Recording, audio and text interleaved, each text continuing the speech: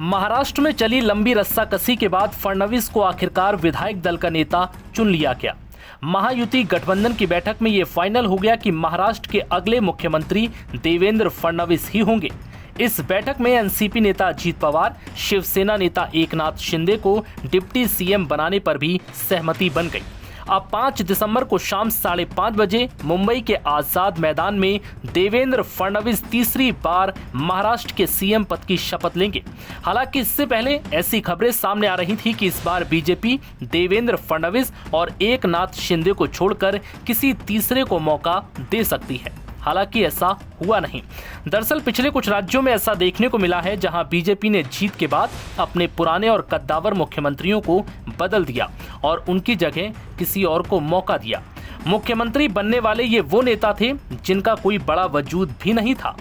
मध्य प्रदेश, राजस्थान, छत्तीसगढ़ और उड़ीसा जैसे राज्यों में जीत के बाद ऐसे बीजेपी नेताओं के हाथ में बागडोर सौंपी गई जिनकी किसी ने कल्पना भी नहीं की थी। लेकिन महाराष्ट्र में ऐसे कयासों पर अब पूर्ण विराम लग गया है।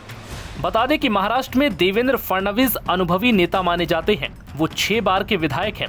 सरकार से लेकर संगठन तक में काम करने का अनुभव है।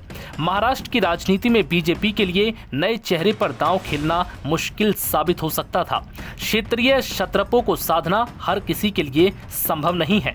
फडणवीस ने खुद को महाराष्ट्र की राजनीति में न सिर्फ स्थापित किया बल्कि हर वर्ग और क्षेत्र में पैठ भी बनाई। फडणवीस 2014 से 2019 तक महाराष्ट्र के मुख्यमंत्री रहे।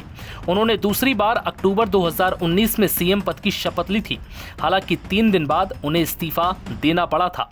उसके बाद 2022 में वो अब तक महाराष्ट्र के डिप्टी सीएम रहे हैं। फडणवीस नागपुर दक्षिण पश्चिम से 1999 से विधायक हैं। इस बार वो 6ठी बार चुनाव जीते हैं। इससे पहले वो नागपुर नगर निगम के मेयर भी रह चुके हैं।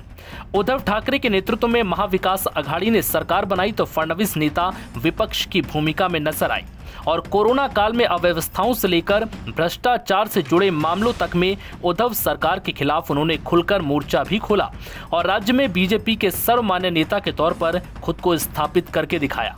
कई मौकों पर उद्धव सरकार को बैकफुट पर देखा गया, लेकिन इस बार बीजेपी ने महाराष्ट्र में धुआंधार प्रदर्शन कर सबसे बड़ी पार्टी बनकर सीएम की कुर्सी पर कब्जा जमा लिया और बीजेपी की सीटों के आगे मुख्यमंत्री बनने का ख्वाब देख रहे एकनाथ शिंदे को आखिरकार सरेंडर करना पड़ा।